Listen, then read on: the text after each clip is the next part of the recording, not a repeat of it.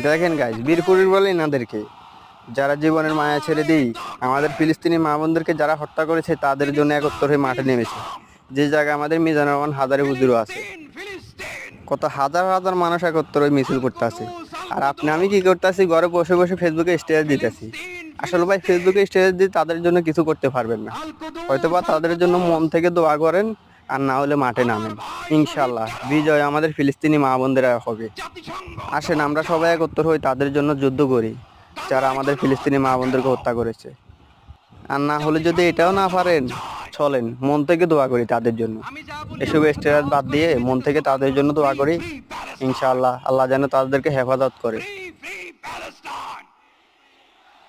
Free, free Al-Aqsa. 1, 2, 3, 4.